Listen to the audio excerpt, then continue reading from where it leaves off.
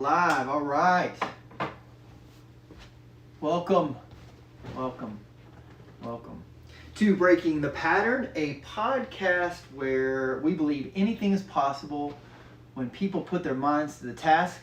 Our mission is to help folks optimize their daily lives and reach their full potential by changing mindsets and creating small habits that have huge impacts. Our quest is to help people break harmful patterns of the past and move forward with a new outlook and a new way. I am your host, Mr. Peyton Rose, and this is my co-host, Mr. Cody Sheasel. How you doing, Cody? Not too bad. Damn good day. Damn good day. So last week we introduced a new series in our podcast library dedicated primarily to the business side of things. We introduced the concept of transitioning from W-2 employment life into entrepreneurship, and we briefly covered 3 personality types that make up any successful business. So that's visionary, operator, and processor. And this week we're going to explore those personalities further, because they are an integral part of any successful business. So we want to just kind of break those down and talk more about them, just to give you an idea of what you'd be looking for on this quest towards entrepreneurship if you so decide to make that quest. So Peyton, what are some of the key traits for visionary here? Okay, so visionary. So visionary is going to be your big thinker. They're innovative, forward-thinking. They take risks. They're risk takers, calculated risk takers. They're not willy-nilly risk takers, but calculated risk takers. And they have a big picture mindset or mind frame. So role of a visionary usually will be driving the company's strategic objectives, long-term goals, larger direction. They're going to be a source of new ideas. They're going to be a source of innovation. Pushing the boundaries of team and concepts, and essentially what the company can achieve.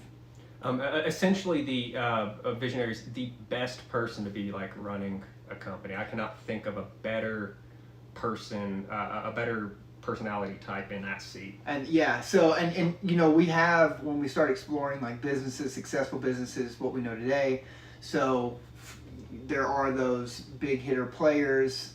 Like the first thing that would come to mind would be a Steve Jobs or an Elon Musk. So those are visionaries. If you're looking for a caricature of what a visionary looks like in person, you've got an Elon Musk, Steve Jobs. So they're these personalities that kind of sit on top of these big objectives, and they bring in folks around them who are very, very qualified to bring those ideas to life and to fruition. So that's going to be, yeah, I would agree with you on most of the time your companies will be led or founded, not necessarily even led, right? Because once you kind of get to a place, you may have a CEO who's a more operator mindset to help you with that visionary component. But you know, a lot of founders we find have a vision and are visionary. Yeah, absolutely. Good question.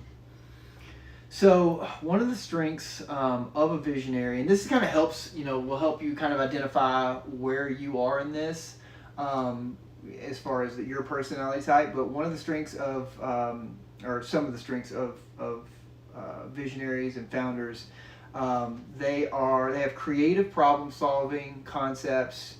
They inspire. So a lot of times they're bigger than life. You know, they're very charismatic, persuasive. They have the ability to move people and to motivate people to move. And they also are very good at identifying opportunities. So they are always out prospecting and, you know, looking for, digging, finding new concepts that are going to move their company forward. Now, one of the things that, as we talk about visionaries, like, yeah, thinking about like challenges, right? So like they can be impatient. They're, you know, prone to Airheads. Airheads. Airheads. ADD, like let's just call a spade a spade. ADD is a thing that we see running quite, you know, like it's a thread in most of the visionary concept. Yeah, so airheaded fits right in there, right? They struggle with follow through, so they'll start something big, and then they're out the door. They'll drop a big bucket of ideas on you because their heads in the clouds. It's way more attractive to chase the other idea than to build out the one that you thought of last. Yeah. So that's definitely something with a visionary.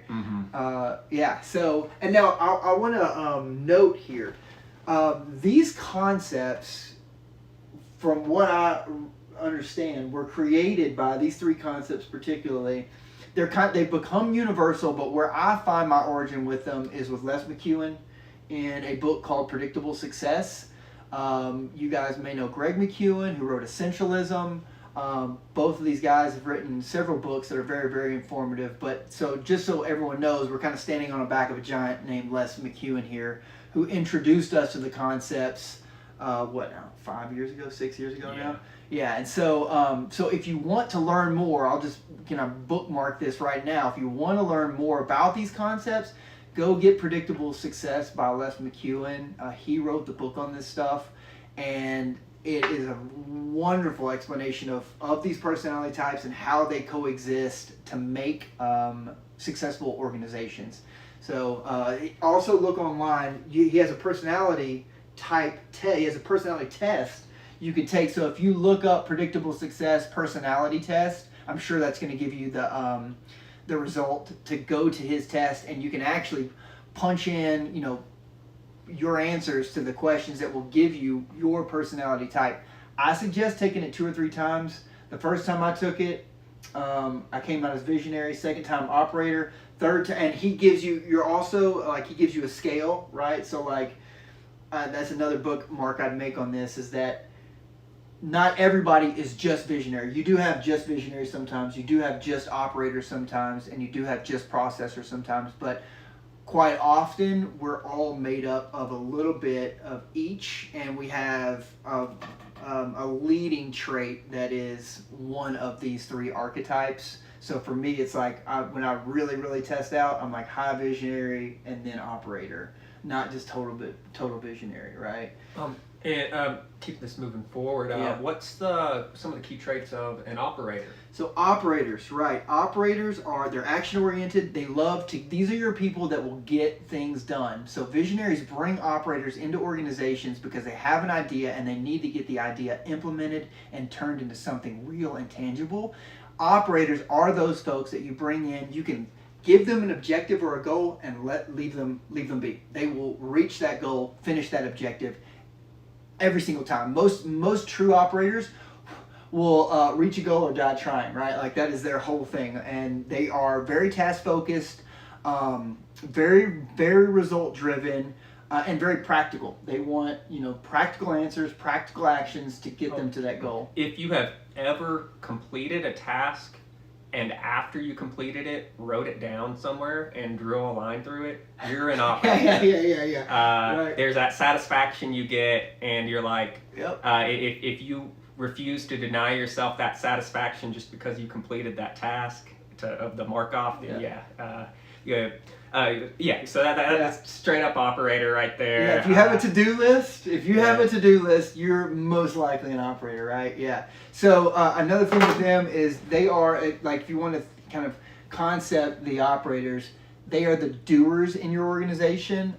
They excel at executing plans. So brainstorm, collaborate, and then let them loose, and they will ensure that the day-to-day operations are handled, because they know that at the end of the day, they're going to be able to mark those tasks off the list and as done.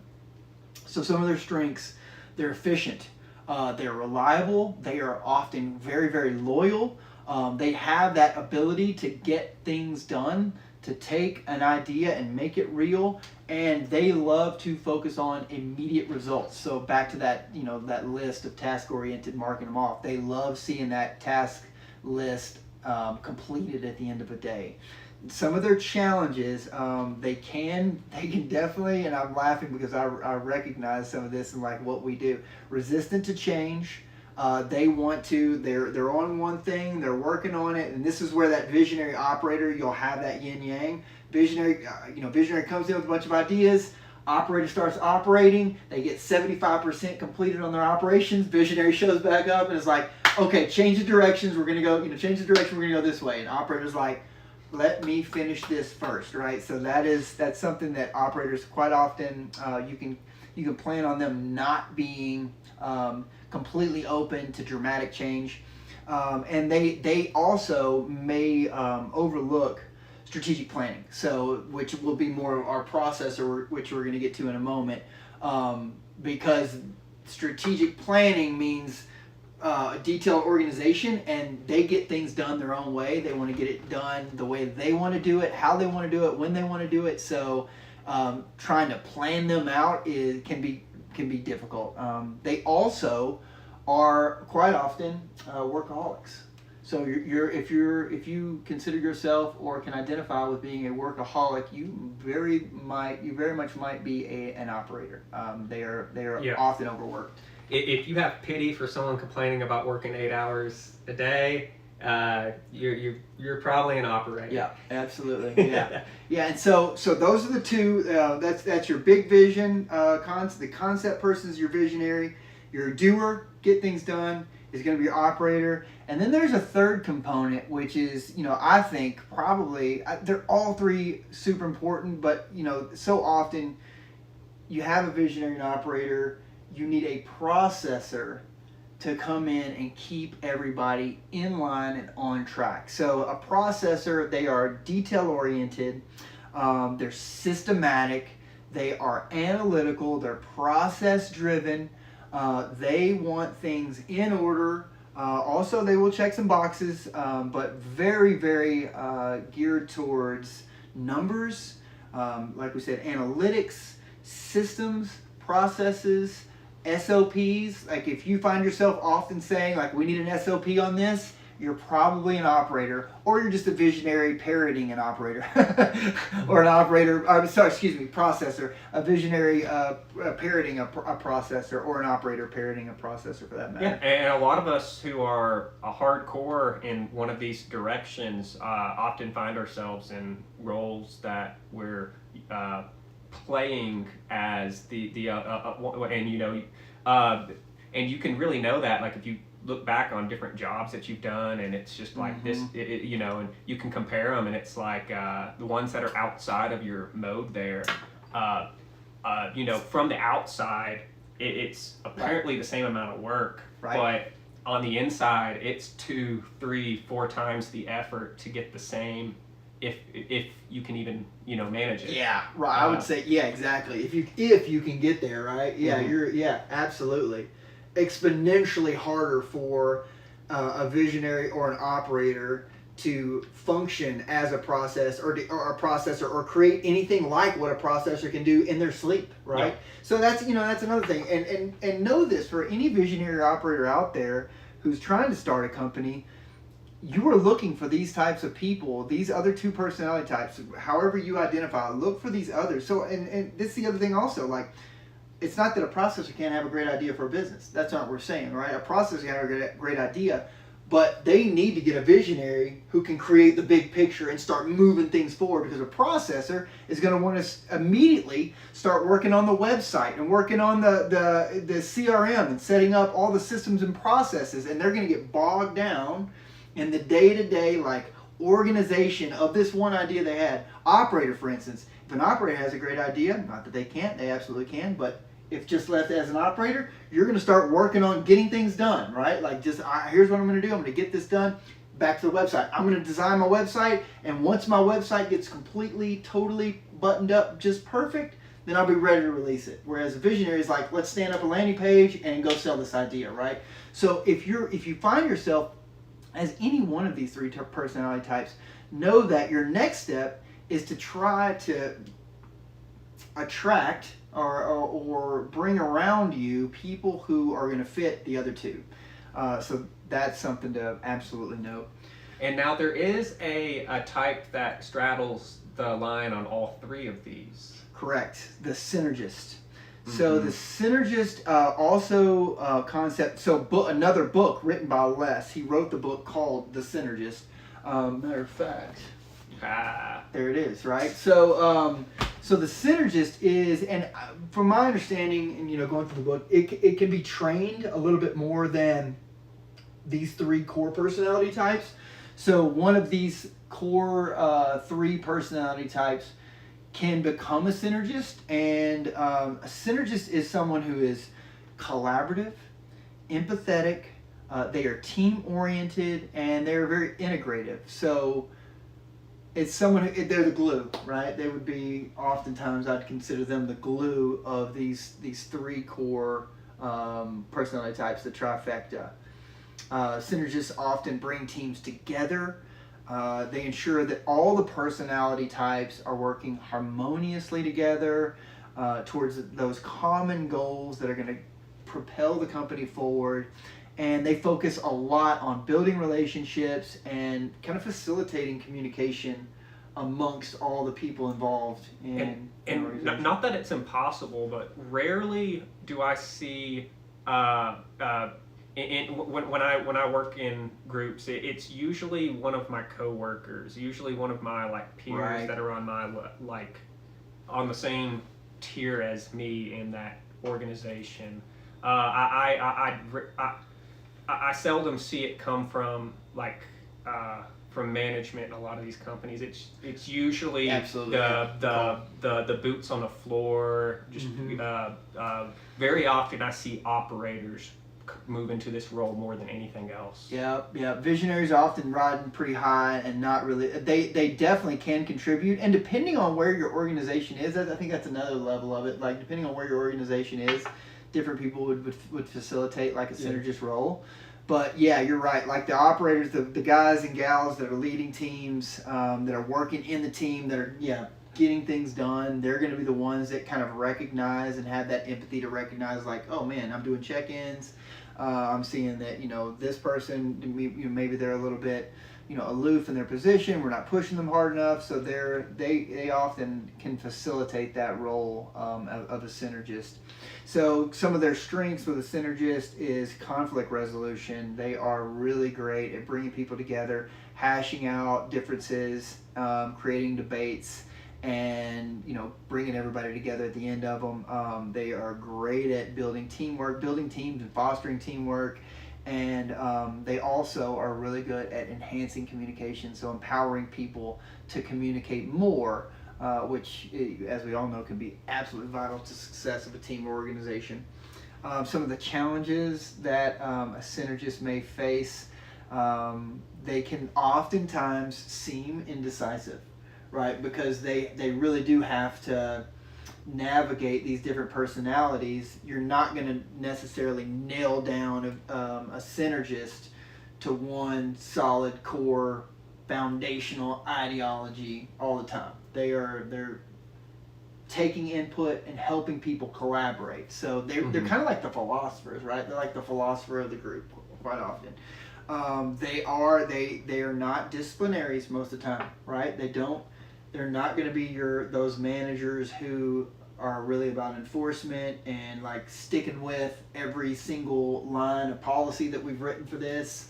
They're going to be the ones that are going to be kind of living in that gray area, getting people to come together and keep people motivated. And then they can also be, I guess you would say, like overly consensus driven. Like they really want the democratic resolution of something, and so sometimes that can be a challenge, especially to someone like a high visionary, right? A high visionary just wants like a decision and let's go forward. Operator just wants some direction, let me get it done. And then your synergist is going to come in and say, okay, well hold on, let's get everybody, all stakeholders together, and let's hash this out. But at the end of the day, a great function, right? A great function. And personal, like on my personal side of this, I really do believe that all 4 of these functions, all 4 of these 3 core personality types, and this other one with the synergist, I think they're critical to any business having real, true success. I would debate that with anyone that just a visionary could go out and create, just a visionary and an operator could go out and create a super successful business without having a processor there or a process, or vice versa. Pick one and subtract one of the other two. I think you're going to have a problem in actually reaching true success, right? Yeah. So what we do also is we kind of we will farm some questions from folks who have been watching. And this week we kind of had people ask us questions for each one of the personality types. So I'll start us off here with a question we came in and answered, that I want to answer that I think is really good. So, all right, here it is. Can you share a time when your big picture thinking led to a significant breakthrough in your organization? I've got that. I think I've got it. I think I've got an answer there. So I guess like if we're gonna like hash out roles for Alpha Wave for like our group, like I would probably be higher visionary and I'd have you at operator. But you've got visionary, but you're more operator than visionary, right? So, but I definitely have my operator side too. Like I come from a farm and getting things done, and from the service industry, drilling industry, all that. So but I definitely like to create bigger picture, bigger vision stuff, and then go for it. So I would say that when we decided to just go after to niche down and really go after one particular vertical. So one of the things that we found, Cody and I found, like as we were on our journey was, and this happens with business. So when you first start, you're just trying to get whatever business in you can, because you got to pay bills. You may have family, you may not, but you got to eat. You got to have somewhere to sleep. So you're trying to get in business. And what happens with that is, yeah, you'll have a modicum of success there, and you'll start getting business. But what I found with us was we were being spread thin, right? So every new client we would take could be in a different vertical, a different type of business, and so we have to learn that business and learn the marketing tactics of that business, learn the value offer, learn what sets them apart, and learn what the product, how that sets them apart. Learn the target customer. We find that when we come in with digital ads. With the power that's at our fingertips, a lot of people have a wrong idea of what their target market is. Yes, right. We work with a lot of window companies, luxury window companies, and we come in, every single one of them is like 35 and up is our only clientele, and then we start running stuff with, and then we bring in huge volumes under 35. Yeah. Oh, well, I guess we never thought about that. Yeah, never had the precision. Yeah, exactly, right. And so when we decided to really niche down, and he spoke of it, and go into just home improvement, more specifically window replacement, and then healthcare, more specifically, a few very, very vital companies that we think are that represent our core values. Once we got really, really defined on how we could help people best, that's when things kind of the needle started moving for us. And I think that was, for me, that's like a visionary moment where it's like, oh man, like big picture here. Yeah, growing a business, getting getting business, getting clients. Okay, but if we look at what we want out of our lives, we don't want to be a sales organization, right? We didn't want to just like, oh, how many people can we get underneath our umbrella? It was, we really dialed in on like our core value, which our core value is helping good people do good things, right? So helping people do good things. Okay, now from there, what do we know and who do we know, right? And it's like, oh, well, we have this one vertical that we're really good at, we understand, and so why don't we just go just help people in this vertical, because we know how to do this. We've got a system built for it. Speaking about processes, right? We got systems and processes built to help companies in this specific niche grow. Let's focus on that. So that would be. And gosh, I love working in digital marketing. Just the more people, hiring on more people is more headaches. And right. It's great that we've got this real small team here, and we're able to do so many things. And one benefit of working in that same industry is you can really scale out and nearly clone a lot of your stuff that you built out, right, to begin with. And it's like there's some different messaging, some different points they want to hit on, Some different demographics.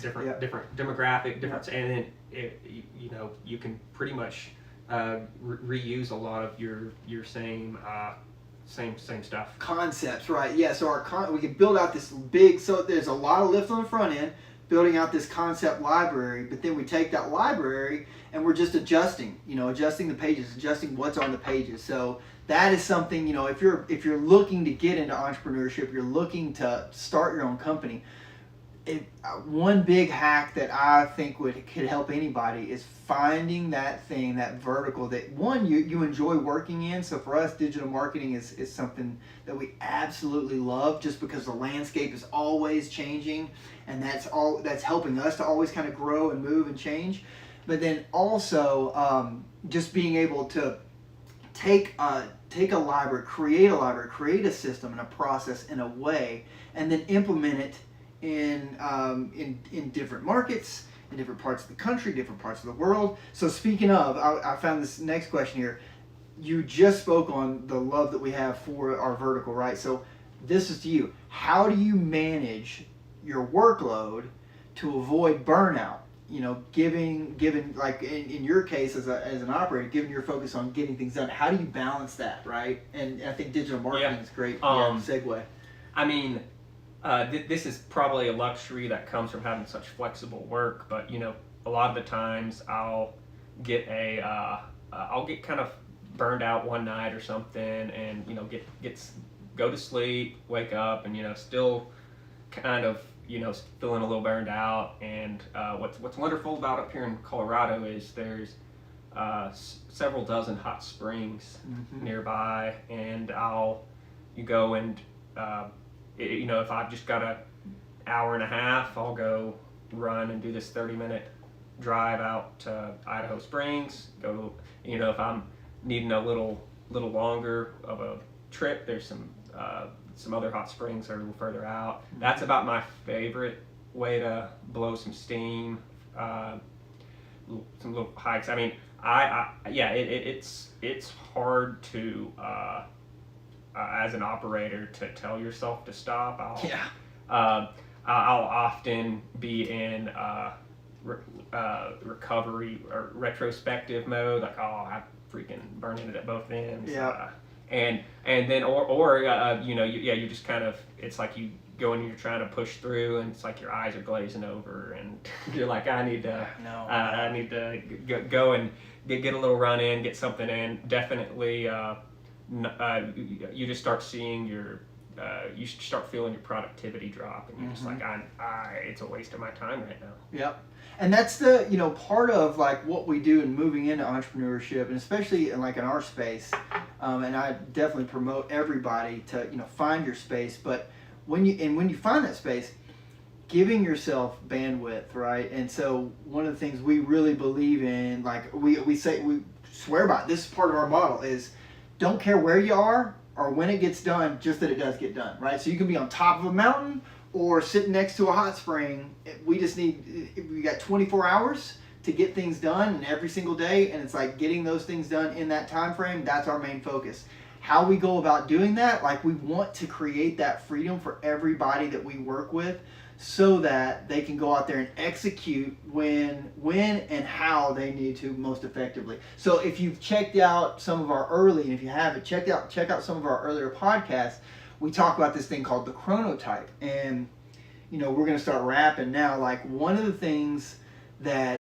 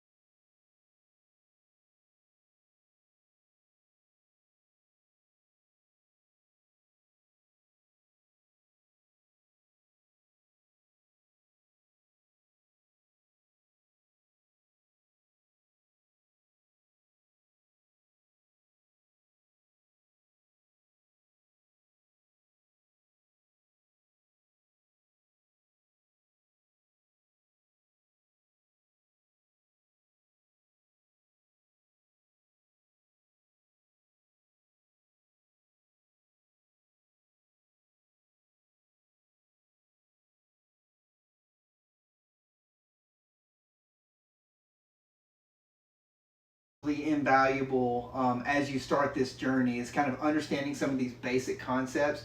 And if you'll go back to some of our prior podcasts, you'll see that we cover what we feel to be a pretty large swath of the basics on some of these concepts that will hack years of development in your business. And that's what we did, was like, we instead so many folks will be like, I'm going to start a business, right? And they'll go and they'll start a business, and before you know it, all they started is a new job. And so for the next 15 years, 20 years, they just work this new job that has them tied down. And I'm not saying that there's going to be balance from the beginning, because as we've established before and continue to voice, there is going to be imbalance. It's going to be, none of this is easy.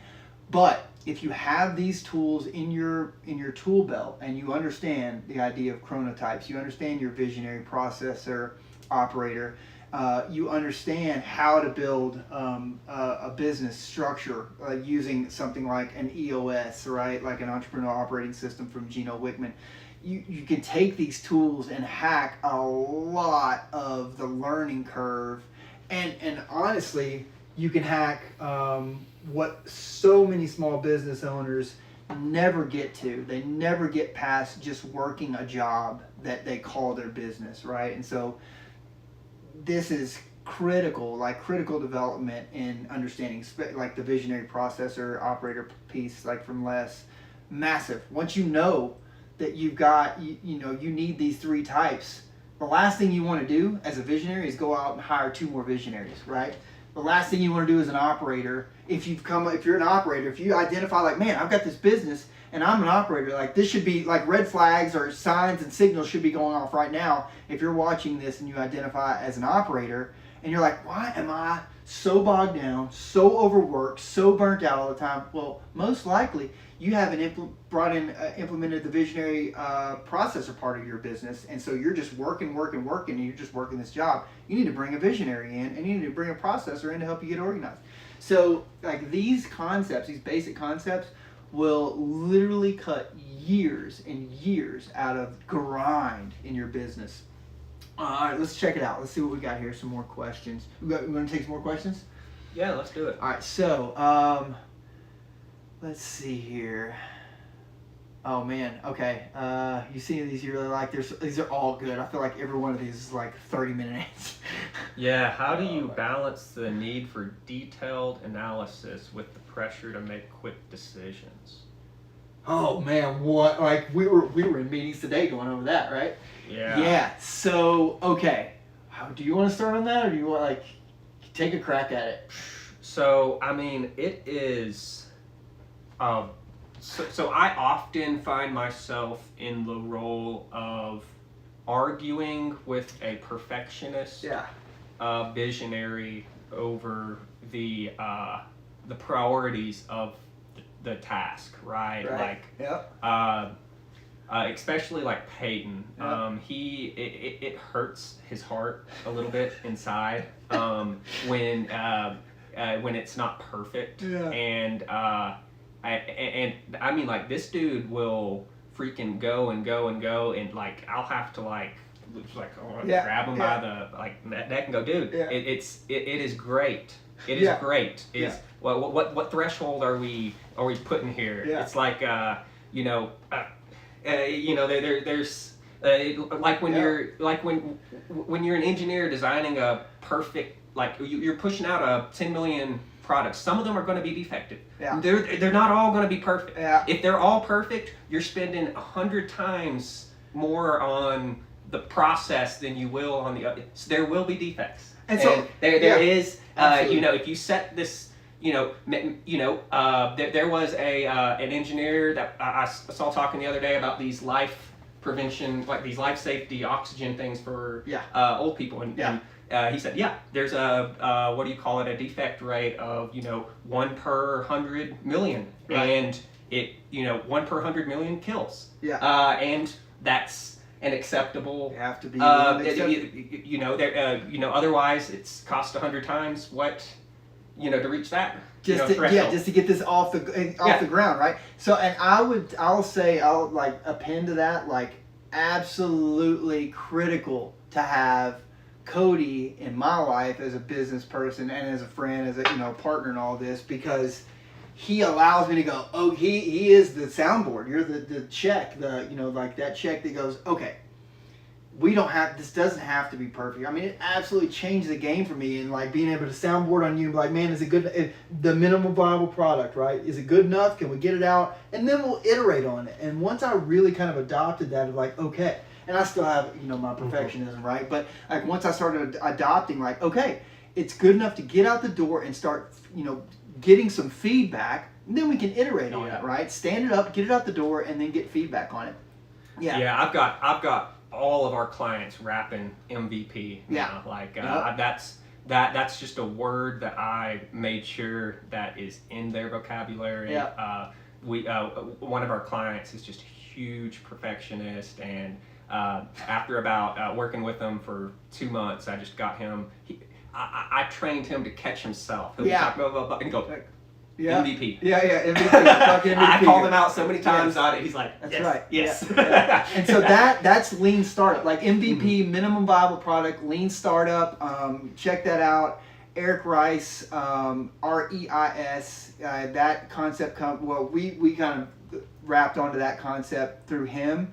But it's been absolutely vital. And also, like, on my side of answering that question, like, you must understand the numbers and understand the results, but you can't let them cripple you. You can't let those numbers stop growth and stop innovation. One of the big things that I've taken out of all this, especially from the visionary concept, is looking at the signals and not the static.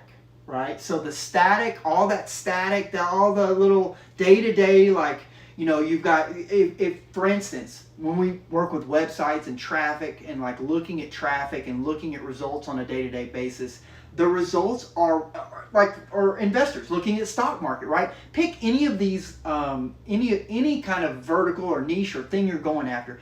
If you're trying to figure out day-to-day, hour-to-hour, the variables and how they're playing, you are going to be absolutely swallowed, right? Swallowed in just static information and chasing little, our shiny. Cost per lead. Yeah. Our today, cost per click is today. half the price. Yeah.